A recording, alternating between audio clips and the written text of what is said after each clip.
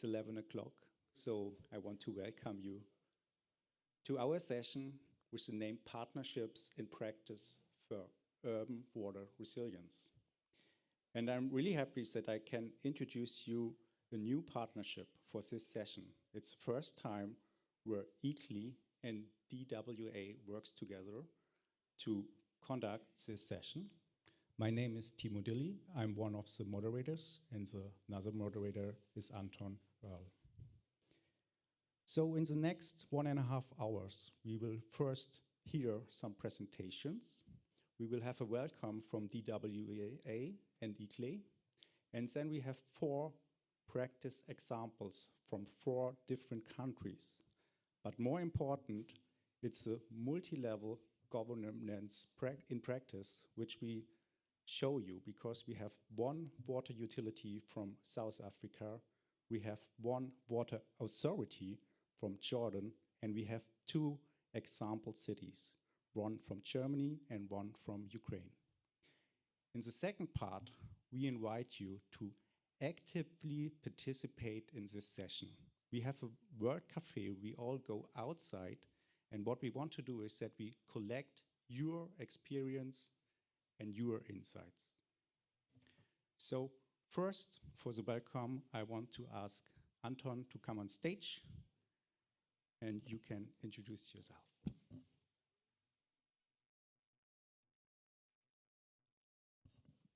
Good morning, everybody. Nice to see you all in this room over here.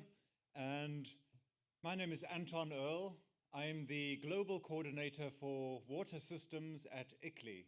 ICLEI is Local Governments for Sustainability. We are a membership-based organization with around about 2,600 local government members globally. And we support local governments in their journey towards sustainability. In fact, our headquarters is located downstream along the Rhine River from here, about 1 kilometer away in Bonn is our global headquarters, but I'm based in South Africa at our Africa regional headquarters. And as Timo was speaking about, the theme of this session, well, we prefer to keep a very positive view of things over here. They always say that there's 2 ships that will never float, the Titanic and the Partnership. Well, we are here to show that that is wrong. But in fact, through working together, you can achieve so much more. And when we're saying working together, it's the multi-level governance approach that we speak of at ICLEI.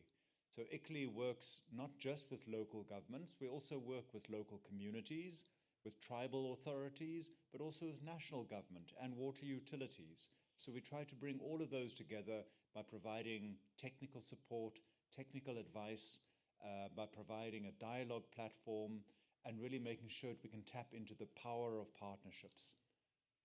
At the moment, we're partnering with the World Water Council, and we're running a series of webinars and an international photography competition on the very simple topic of water being too little, too much, too dirty. And it's interesting, wherever I go in the world and I speak to local government officials, I speak to mayors, and I tell them about this series and the topic, and they say, too little, too much, too dirty. That sums up water in my city. We have all 3. And increasingly, of course, with climate change, the reality is that cities everywhere are going to be confronted with all 3 of these scenarios. So more and more we are seeing cities, perhaps even over here in Germany, for instance, that previously used to think they had abundant water supplies, and they're now saying, well, we are having to plan for water scarcity. It's part of our planning. I was in Stockholm a month or 2 back, and in the municipality, they have a chief cloudburst officer.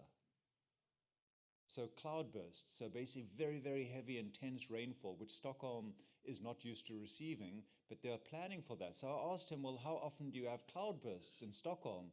And he says, no, we have not had a single one, but we expect that we will have one sometime in the future. And his job is purely to plan for the future cloudbursts.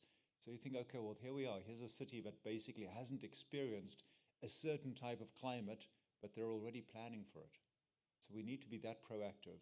And then, of course, things around water quality. You know, increasingly with climate change, you are also finding that the spread of waterborne diseases, of the vectors of waterborne diseases like malaria, is becoming more and more prevalent. So having to deal with this becomes a real challenge.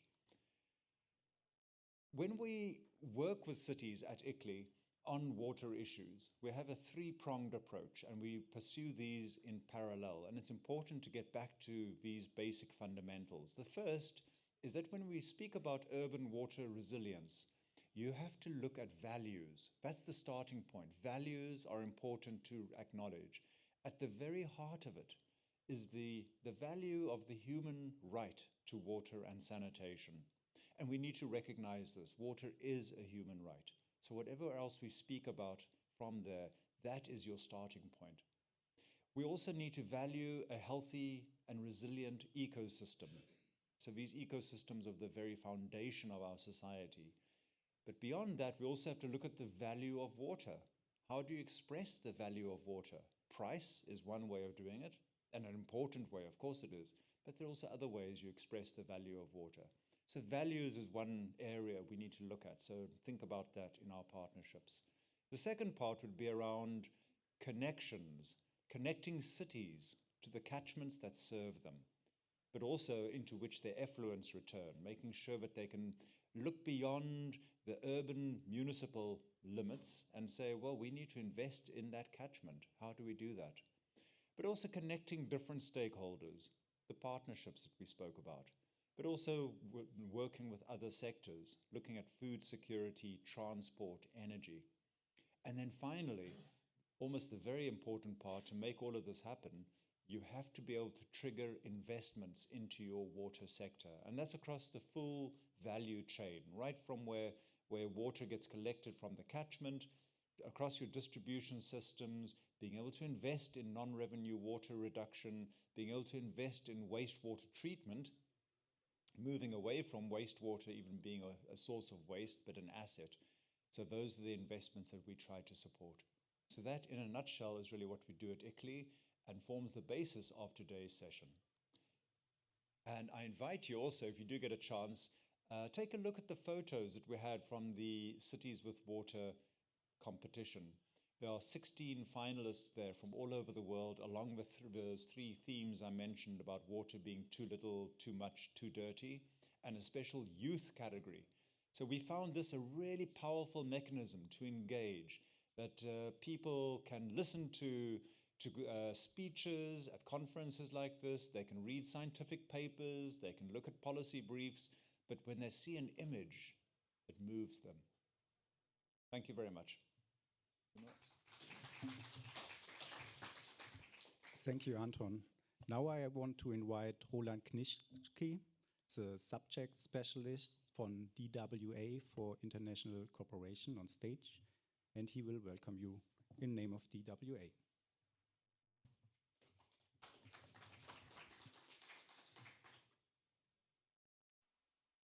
This is it. Hello. Welcome note from the German Association for Water, Wastewater and Waste. And same as you, Anton, I will use it for some first pitch, for some first statement content-wise, which helps you getting concepts in your head for further discussion. Standards as driver for transformation in our field of urban water resilience. This is what I try to anchor a little bit in the next few minutes. The DWA is an association since 75 years, and the focus is to develop technical standards for the German water sector. Not so international, but for the German. We have 330, 350 around that. For example, one standard to develop a technical, aeration tank and dimension it the right way for wastewater treatment plant. This is interesting internationally. It's translated in a couple of languages, but others might be very specific, and all of them, and this is somehow the core of DWA, are developed by a system of technical working groups. We have more than 300 of these technical working groups, and this makes the core of DWA, the standards and the technical working groups. Even this session here, the DWA part, is developed by a technical committee for international cooperation. thanks to Timo, thanks to Mr. Wurst, the chairman of this working group.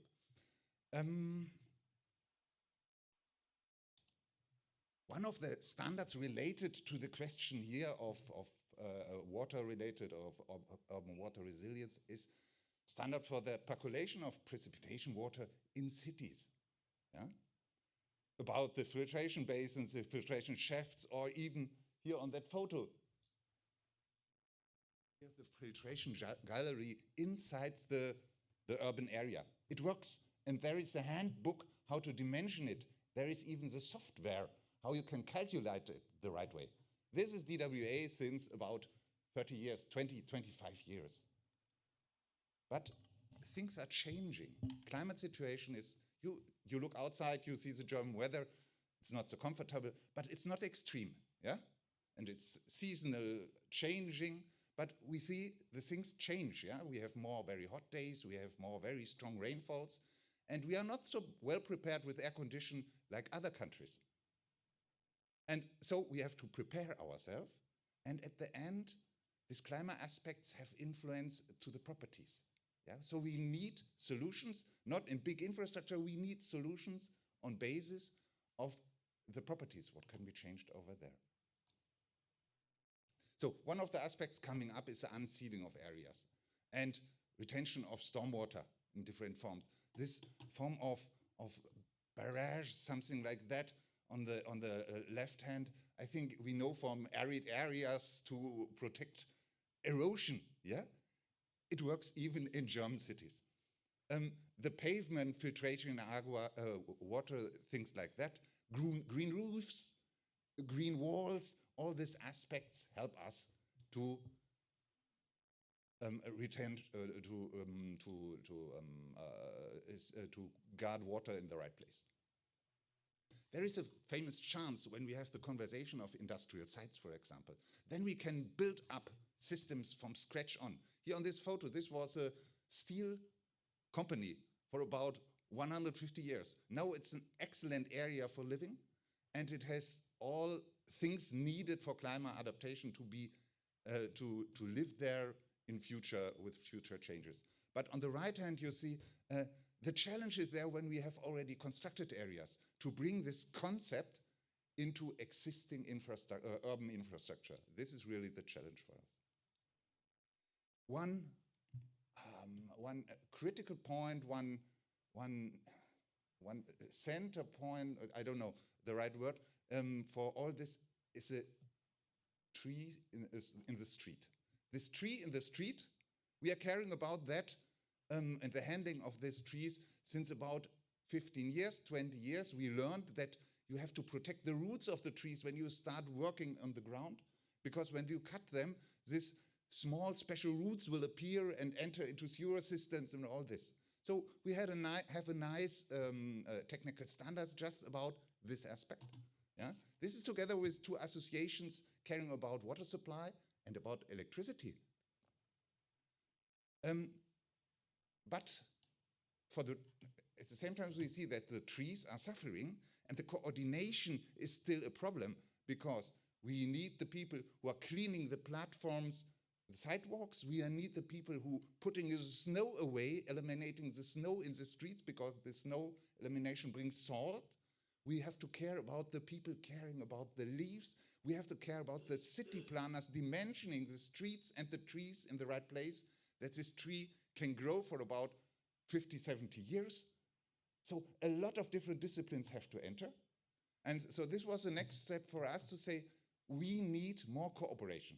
We have to widen the approach of cooperation. And there you see a couple of other partners. This is a recent step. We are going at DWA together with these other partners to develop even general joint ideas. It doesn't make sense that one other institution has other standard than we. Yeah?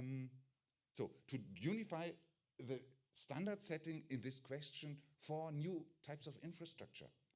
And one type of infrastructure you see here, this area here is a multifunctional area. It's a playground for children.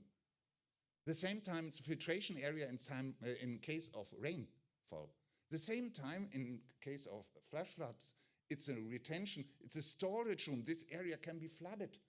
And by the small river, it can be drained very slowly, yeah, and have the retention aspect. For this type of complex infrastructure, we need agreements, we need standards on national level, and maybe later on international. Thank you.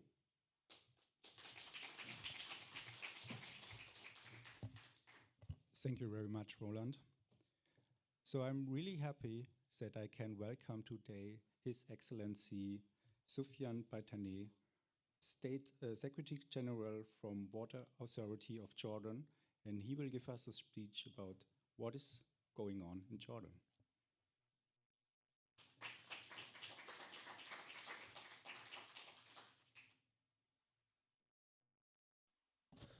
Thank you very much and good morning.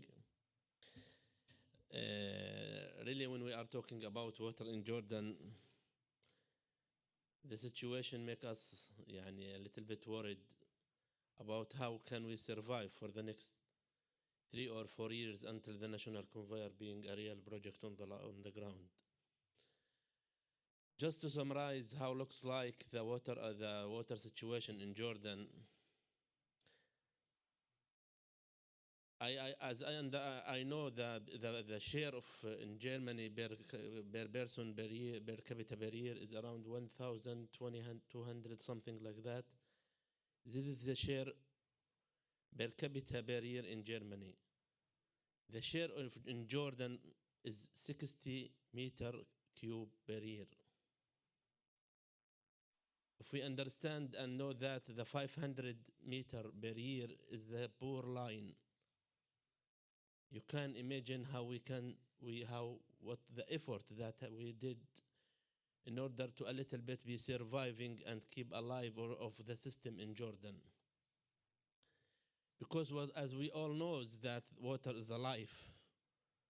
Water is a life for humans. Water is a life for agriculture, for industry, for tourism, for any kind of activity that you need to do. Without water you cannot do. So that when we consider this amount of water which is available for all use, just you can imagine how we can control the system. In Jordan, sometimes we provide water for consumers in intermittent way, not in continuous supply. Some people receive the water just once a week or once per 2 weeks. And they have their reservoir above their buildings. They have to store the water to be used until the next turn they receive the new quantity of water. Yes, we are suffering from this issue, but we have our good partners, our good supporters from German side, for example, who are support Jordan to be able to deal with these issues. The other issue in Jordan is we affected too much by the climate change. Just the last winter season, we just received 30% of the overall season of the rainfall. All of our dams today is almost empty.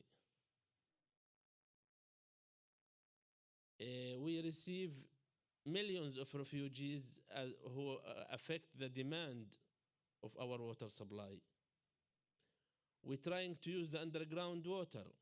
We're digging several wells all over the country, but this has been now over abstracted so that we are in the limit.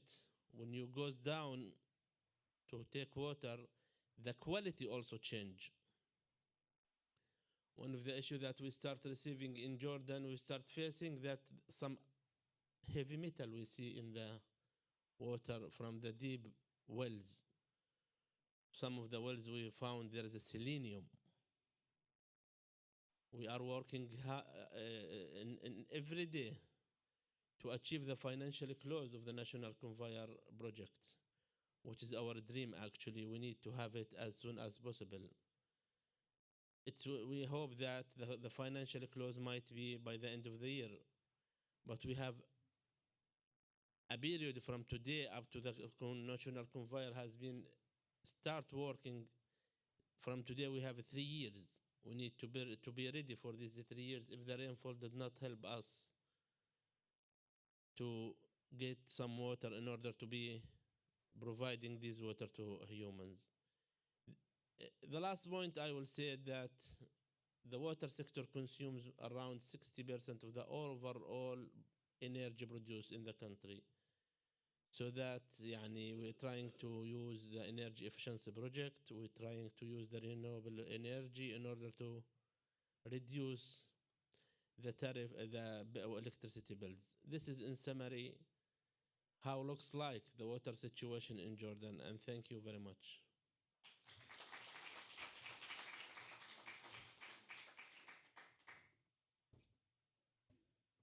Thank you very much, Your Excellency, for this strong speech and pointing out the challenges you face.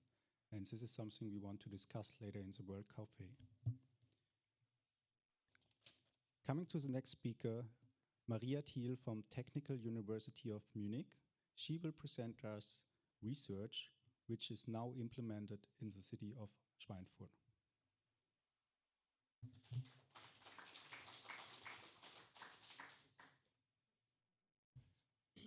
Thank you for the invitation today and the opportunity to speak about our approach to face those challenges in the region of Schweinfurt in Germany. So we also heard Germany is considered a water-rich country, but in some regions we are facing challenges. So like in our model region, Lower Franconia, also called the Bavarian Desert, we have drought periods during summer, which very low precipitation and therefore very low groundwater recharge. This is comparable to the semi-arid region in the north of Spain, just to give you an idea.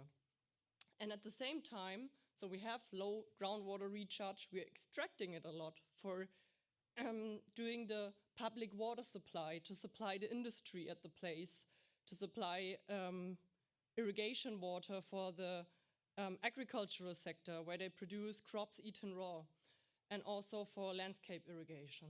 So in Schweinfurt, we demonstrated one of the solutions to use the secondary effluent from the wastewater treatment plant to treat it further with a treatment train A, which is consistent of a filtration unit and disinfection unit. This is the minimum requirement for treating water, from treating secondary effluent for reuse in Europe by the EU water reuse regulation.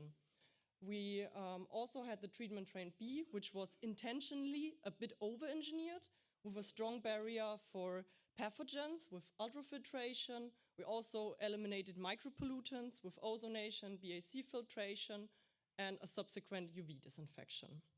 We used both water qualities in our greenhouse and also compared it to a control, which was drinking water, which mimicked the groundwater use, which is the basic scenario in Germany. Let me take you on site. This is our living lab. You can see our treatment trains as a container-based solution in the back.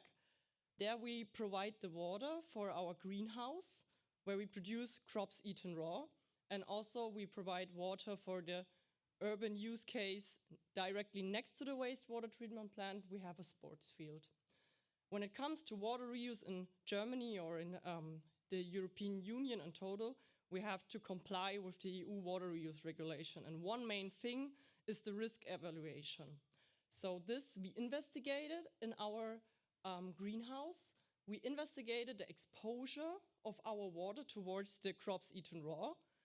We did this for all of our water qualities. Regarding potential contaminants, potential microbial contaminants like pathogens, we didn't have any positive detects on the crops eaten raw. So therefore, there was no elevated risk by consuming them. We proved that this is feasible from the microbial side.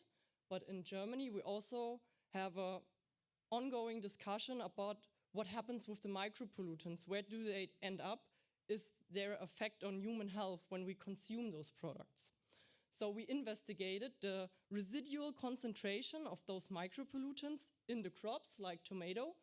And what you can what is the main message here? So those levels we still detected, they are far away from being toxicologically relevant for human health.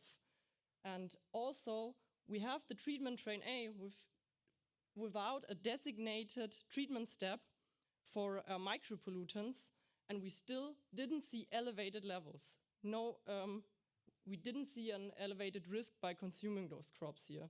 This is important to say for our use case. And also about other important relevant endpoints, we didn't find any elevated risk for groundwater and also not for the soil here. So this was, in our case, very positive, but it's important to say that it's always an site-specific evaluation here. Now we come to the large-scale implementation. So in this city of Schweinfurt, we need to implement a micropollutant removal. This is required by another directive in the European Union, the Urban Wastewater Treatment Directive. And therefore, the city decided, okay, let's do another step, which is the UV treatment. Then we can reuse our water. And we're gonna implement this stepwise in the city. We start with urban reuse. Then the next step would be the commercial reuse and industrial reuse. And last step, the agricultural irrigation. What made our project so successful? It's always important to not only focus on the technology part, not only on water quality, how I provide my water, how it needs to be treated, but also to involve all the stakeholders from the very beginning. As I mentioned, we need to evaluate the risks. This we do with involving the authorities. We have to speak to the users. Where is the water gonna end up? And also we need to think of, is there somebody willing to pay for the water? Or do we need another financial resource? As said, like we need to have a business and operator models. With this, I want to say thank you for your attention. Also, I want to say thanks to our great project team and the funding from the Bavarian State Ministry of Environment and Consumer Protection and the Federal Ministry of Research, Technology and Space.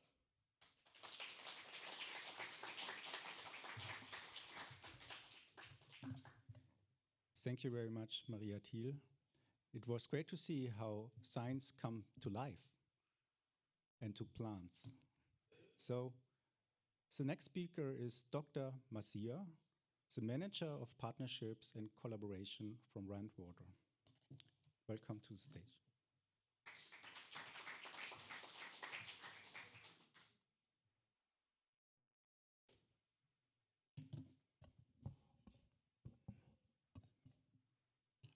Good morning once again, all, and then I'd just like to thank the organizers for this opportunity to present the Randwater case study. In terms of Randwater, we are a bulk water utility that supplies water to water service authorities known as municipalities in South Africa. However, South Africa is a water scarce country. We're not that fortunate. When we arrived here in Bonn or in Cologne, we saw that there's a big river running through the city. Unfortunately, in our case, we don't have that. The water has to be imported, partly from Lesotho, and then other dams from other provinces within the area of supply. And then the major challenges that we face in the area of supply is that the municipalities, in terms of the infrastructure is aged, and then we've got high non-revenue water. That is the one thing that we need to fight. That's one thing that we need to look at to say, how do we deal with non-revenue water to make sure that we're able to reach more customers? Because if we produce so much water and then we lose it, that becomes a problem. And then second to that is that the Water Services Act in South Africa stipulates that water boards or water service providers are responsible for bulk supply. However, they can still support the municipalities in terms of water and sanitation services, but then we are primarily responsible for bulk.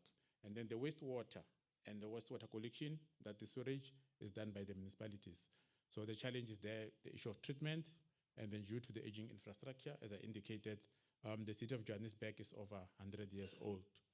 So in terms of that, we are looking at partnering with the municipalities, one, to deal with non-revenue water. We have got what is known as a water demand management fund, where the municipalities pay above, on top of the tariff, an extra percentage that goes through to this program, and then we're able to assist them with the non-revenue water. And then we're looking at the issue of water reclamation and water reuse, so that we can be able to deal with the issue of wastewater that is not utilized, so that we can beneficiate and get value from that as well. And then we run our systems in an integrated manner, where we partner with the municipalities to make sure that the developments that take place in the cities, they are in line with what is available in terms of water, and then we have proactive stakeholder engagement. In terms of rainwater, we are a national water utility that is owned by the Department of Water and Sanitation. As a result, we are a state-owned entity. And then in terms of our strategy, our main goal is to be able to supply water and sanitation services in South Africa, but then also expand that to the whole of Africa. That has always been our goal. We are working on that to make sure that we can be able to reach that. And then currently we have got an innovation-driven, risk-based strategy, whereby we look for the best fit technologies that can assist us in managing these problems. In terms of the area of supply and capacity, as you can see stated there, we are the largest bulk utility in Africa, and then one of the largest in the world. We produce, on average, over 4,200 megaliters per day, and at peak, we can go above 5,000. If you look at that, that is a lot of water that has to be pumped about 70 kilometers away from Johannesburg into the system, and then distributed to all the customers. As you can see on the right, there's a map there that shows the whole area of supply, which involves the city of Johannesburg, Ekurhuleni, and Tshwane, which are the metros, and then they take about 85% of this water. So now, as a result, if we lose 47% of that, or we lose over 40%, then that becomes a huge issue. And then as a result, Rainwater and the department, together with other water utilities, will work together to assist these municipalities. In terms of the subsidiaries, Rainwater has realized that if you run a business as big as Rainwater, you're not going to be able to achieve much in terms of scale and technologies if you don't separate your business units. So as a result, the Rainwater Foundation has been established, including the Rainwater Academy, Rainwater Services, and then the Rainwater Institute. So these 4 units, they are responsible for managing part of the things that I was talking about, with Rainwater Services working with municipalities. And then the Academy is responsible for capacity building, making sure that we're able to reach out, and then we train a lot of people that end up working in the same municipalities. And then we work with the municipalities through the Local Government Association to be able to share innovation, research, and anything else that we are working with. And then we also work with AFWASA, including our CISA. You will have heard some of you, the chairperson of Rainwater, talking about our CISA. And then we work with these associations so that we can be able to harness and then share the knowledge that we have. And then in terms of municipal debt, this is one of the major challenges that we have, whereby municipalities are under financial distress, and they are not able to pay the water bills on time. As a result, you can see our debtors days, they're going above 100 days, and then the normal or the set standard for payment of account is 30 days, and then we also have to pay our creditors within 30 days. So this situation creates a bit of a problem for us. That's why we have to make sure that we get involved in the municipal business, and then also to work with them in collaboration. As a result, you will have heard that there is this new model called the SPV. In the SPV, the idea is to have a ring-fenced water business whereby we take the water business outside of the municipal space. It's a standalone business that can be run as a business, whereby Rainwater and other water boards will become shareholders, and then a new company is formed that will be solely responsible for water and sanitation services, so that we can safeguard one payment, and also to ensure that we arrest the non-revenue water, and then at the same time, we make sure that the service delivery is improved overall. Thank you.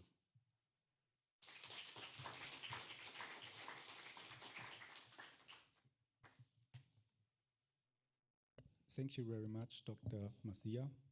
It's very interesting how you try to combine everything in a new enterprise to and solve the challenges you have. Our last presentation right now for part one is a presentation of the Deputy Director for from the communal enterprise of Cherny Hivi Vodokanal. I'm sorry, I will learn it to pronounce it better next time. I want to welcome you on stage, Natalia Musichenko.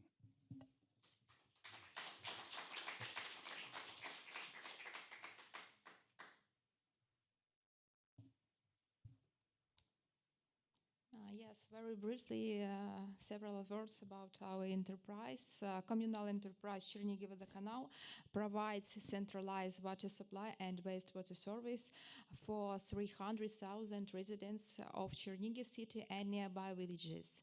Our water supply is ensured exclusively by artesian wells up to 735 meters. Unfortunately, in 2022, the border city of Chernihiv prevented the Russian troops to the capital of Ukraine from the north, but the price for that was significant destruction of critical infrastructure. Understanding the importance of drinking water, enemy tried to destroy Vodokanal's facilities. And first of all, it was water drinking tanks, water pumping stations, and artesian wells. That's why the first pilot recovery project for us, it was a recovery and reconstruction, completely destroyed artesian well. Now the new ground pavilion was built, a new modern equipment was installed, and we can operate this well remotely due to a cloud-based system. Unfortunately, enemy currently try to create emergency situation and complete blackout for our region, destroying heating companies, a lot of services, gas stations, and fuel delivery logistics. The main thermal plant in Chernihiv also was damaged a month ago, and that's why our residents were left without electricity supply, stable electricity supply. Our company also can opportunity to provide good service now, and we have been receiving water on schedule. But practical experience shows that having a small amount of water, people will be use a huge system always without breaks. That's why we have to provide good works for our wastewater treatment plant, and we can use a special cogeneration unit for it, but we can treat only 70% of wastewater now. The rest wastewater is collected in special emergency pond, and it will be treated later. Other related issues deal with lack of electricity is consequences of water hammer. It's very dirty water in pipelines after due to change flows, and bad conditions and decreasing of water pressure for fire hydrants. We try to manage the situation and provide water supply for our residents, because it's very important, especially now. We bought special equipment for produced packaging water, first of all for hospitals, kindergartens, and schools in our city. We have a lot of special containers for delivery drinking water to different areas of our city. Also, our obligation to have some fuel reserve for several weeks for our working activities. And also a big problem for us now, it's lack of electricity, which leads to a lost internet and mobile connections. That's why we use special radio system as Motorola with a high level of frequency. It's nearby military frequency for our main employees who provide service. Yes, unfortunately, Russian troops try to create awful situation and blackout for our residents, for all Ukraine.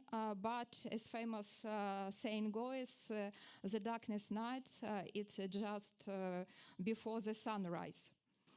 That's why I want to say thanks a lot for our Germany partners, for colleagues from other countries, for their support, for they believe in the victory of light over darkness, the victory of independence, democracy, and peace overall. Thanks for your support and attention.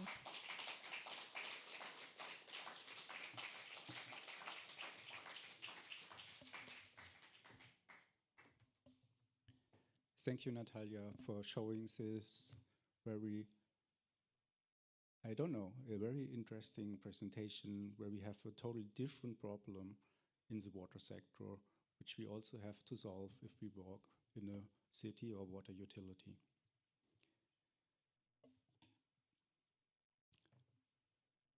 We will not have a Q&A in this session.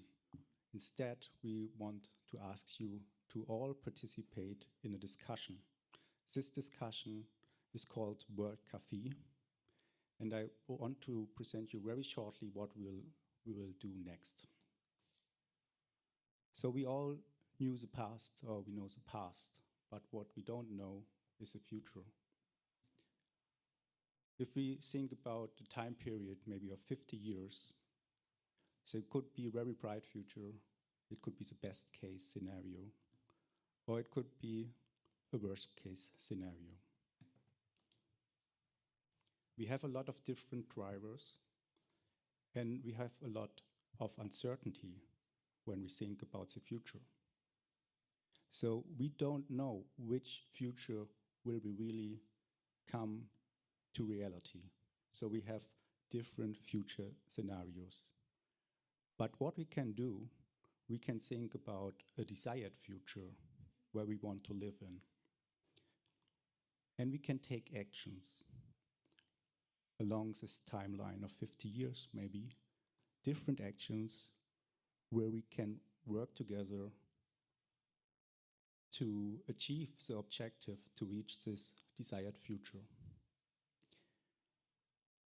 And now we want to work with you with this backcasting technique, where we first think about this desired future we want to live in. Then we want to ask you, what are the current approaches and the limitations? Then we will ask you, what are the barriers on a national or international level right now? And then we want to ask and answer the question, what steps are needed to reach the desired future? So what are the steps for action we have to do? We have 4 different topics for the discussion. Topic A is circular economy and urban water reuse. The table host is Matthias Worst. Matthias, could you stand up? And Maria Thiel. It's topic A. Topic B is nature-based solutions for urban areas. Table host is Professor Dr. Dörte Ziegler and Judith Herzog. We have topic C, partnerships to respond to climate change. We have David from ICLEI with us, and unfortunately, Mareike couldn't come, so Stefan Reuter will help you to take the notes. And topic D is knowledge transfer and tools. Svetlana Kosmenko will help Roland Knitschke. So I invite you to participate because we rely on your knowledge. And we will go outside of the room. We have 4 tables prepared. And the table hosts will go through all 4 questions for each topic. And then we have 2 rounds. After one round, about 12 minutes, you can change to another table. And after 2 rounds, we will come back here in the room and we present the summary of our knowledge. So I invite you to come out with the table hosts and choose one topic. You are free to choose any topic of the 4 topics because you can have another topic in the second round. Thank you very much for the participation, for participating in the World Café. So I invite the table hosts to summarize the key messages you want to share with us from the discussion. We start with topic A, circular economy and water reuse. So in what future do we want to live in? We want to have water security, 100% access to sanitation and water supply, and basically 100% circularity. What are the current approaches? We said it's individual for the countries, for the global south, and also for the more high-income countries. There's research, and we have mostly centralized systems. And now when it comes to the barriers and the missing parts, basically we can directly translate it in our steps we need to overcome for our desired future. A big topic is trust and awareness. We're lacking of having a unified framework to reach our goal, so we need to work on that. Also, money is a big topic, where to get the funding for our desired future, skilled workers, and also sometimes not all of the stakeholders are involved. When it comes to water, we talked about the companies who are using the water. They need to be involved straight from the beginning. We're talking about restrictions for them, but just the water people. We need to involve them from the beginning to create awareness. And yeah, bold steps and action, that was a very nice aspect. We need to do bold steps to get an action, to try it, to reach our goal. Partnerships, we heard it a lot today, but I think we need to continue. Thank you very much. So we will go directly to the next topic, nature-based solution. Yeah, thanks also to the participants of the group Nature-Based Solutions. We started by imagining a future where every drop of water is reused. Even ocean water is also used via desalination or other techniques. You see, NBS can be defined in a very wide approach, yeah. That nature-based solutions are integrated into planning processes, give benefits to citizens, and that citizens and people actively take part into these nature-based solutions in their cities and spaces wherever they live. And for the future, and maybe also for a needed step, the idea was to learn from nature, to copy this, and to integrate these solutions into in a water smart society. That's what I like this word here. Yeah, approaches, we could not enumerate all approaches. Green parks, multifunctional spaces, nature as our teacher are approaches, but policies can also enable conditions for nature-based solutions, and cross-sectoral collaboration can be an approach, but is also often a limitation. So here we come already to aspect that leads us to barriers, limitations and barriers, is the financing, is the cross-sectoral participation, and a big barrier is also the lack of space in cities for nature-based solutions or on buildings, yeah. Maybe also for the private sector, it was seen that we should mobilize financing from the private sector, but that we don't have yet often business cases from these nature-based solutions. legislation and policies, capacity building was seen as a barrier and resistance to change. So needed steps can be derived from those barriers. We would like to educate people on nature-based solutions, improve the policies, mobilize financing, realize that we can save money by using these nature-based solutions, and new ideas maybe to partner with agriculture and to integrate aspects like eatable cities, community gardens, that links us well here back to the idea that citizens directly can benefit from those nature-based solutions. And thanks to the group. Thanks. I'm sorry. In terms of partnerships to respond to climate change, we had a really rich conversation. So it was a two-person job to get all those insights. Therefore, it's me and Stefan here. I'm going to give the main highlights, and then I'm going to let Stefan to break it down a little. And maybe I risk doing some cherry picking in terms of what was said there, but I think those, in my view, would be the most important points. In terms of future, yes, we do need partnerships, but it was mentioned that we need to have a human or settlement-centered approach. We need to have the right goal in place first. Second, in terms of approaches, we need to break silos. We need to have better ways of communicating. We need to have better ways of sharing technology. We need to have better ways of responding to the different challenges that we have.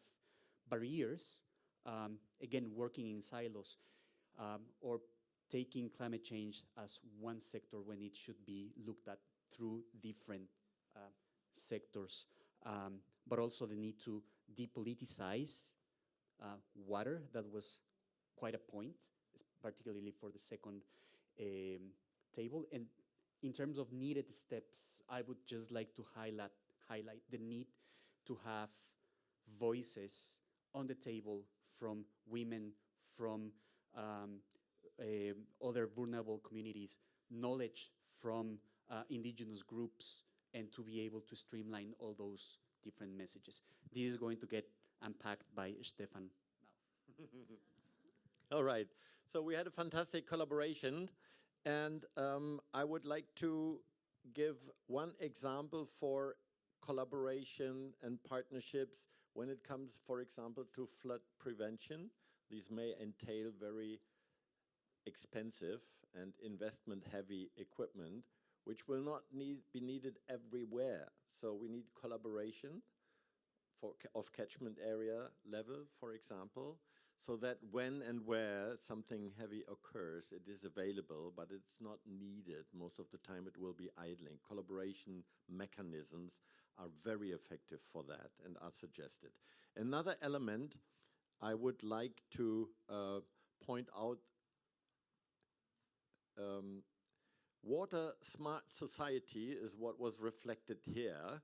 So collaboration among stakeholders and among citizens, diverse voices will contribute to these water smart societies. And yes, water, we know it, is a political animal. We said it needs to be depoliticized. However, we need a political mandate for it to be managed by bureaucrats and technocrats and not be blocked by political action. So for that, partnerships are essential to agree. Thank you.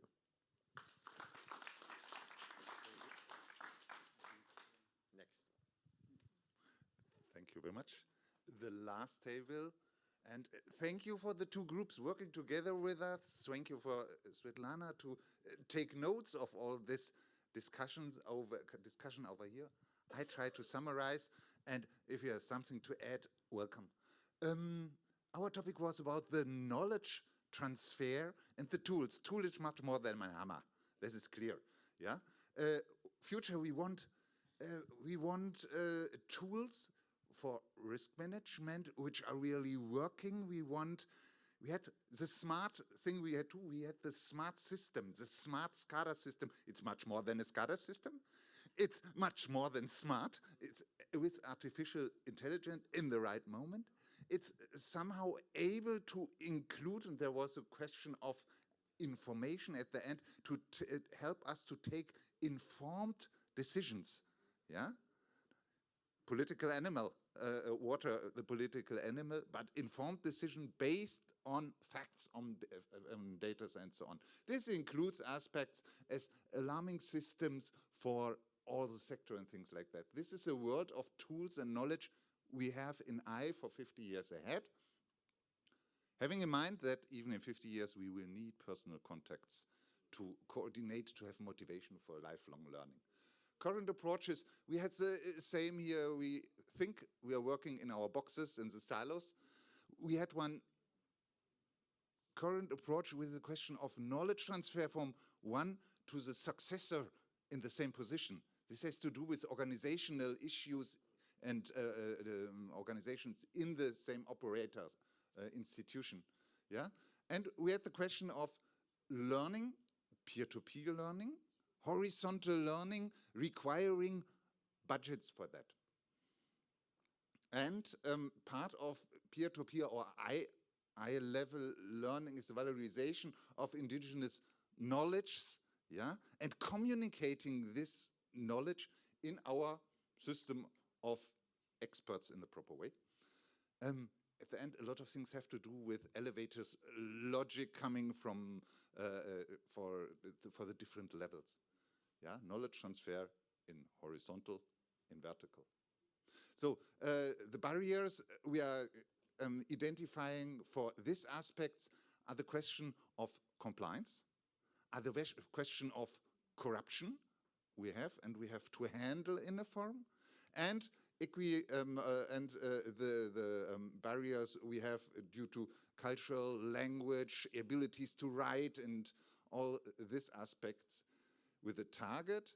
There was a second aspect, motivation of young generation. Yeah, we need stuff from next generation, and this seems to be all over the world one of the challenges for the future, or one of the hindrances. And finally, steps which are not completely set to that, possibly approaches. Environmental knowledge bringing to the pupil in school is one thing. Mechanisms for brainstorming worldwide in appropriate form, digital, manual, but we have even this elevator logic we have to have in mind on that. And using social media for that, we went ahead more in that. Unified standard entered as another aspect. I hope this was a short summary, catching a lot of this diverse discussion.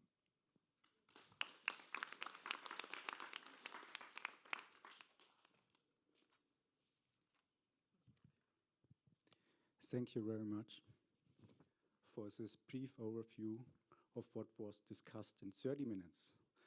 So now I want to try to close this session with all the different informations we heard today. I made some notes. First to the presentations we heard. First we heard about the challenges. Water scarcity is one of the major challenges many countries face right now. Already. And in the future, it will be worse. So we need technologies like water reuse. We heard one presentation, how science become a real full-scale technical product. And then we heard how water utilities already work together with municipalities to bring water to all people. In the last presentation, we saw that there are disruptive events,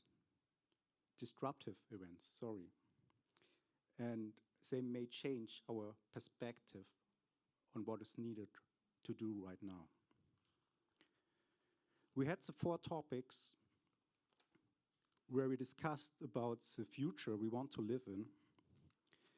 And of course, we got different answers to the different topics. But what I learned is that we are talking about a political animal. I didn't know that before. And what we need with that, it's a human-centered approach. And we should learn from nature. What is also needed is finance. But one group also said that the new approaches could also save money. So if we save money, why do we need finance? So we should do it because we will save money. But what is very important is that we should not stay in our silos, in our boxes, and therefore we need to educate people. People should learn, and I don't know, we need brainstorming, international brainstorming, and open the space for discussions on the topic of water. Thank you.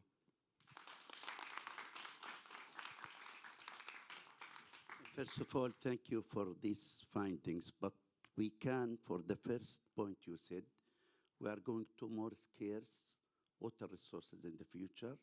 This needs efficiency of water use. Thank you for adding this important point. So it's also something we should include in our education. Anything else you want to add from your side? So thank you very much for the participation in our work cafe.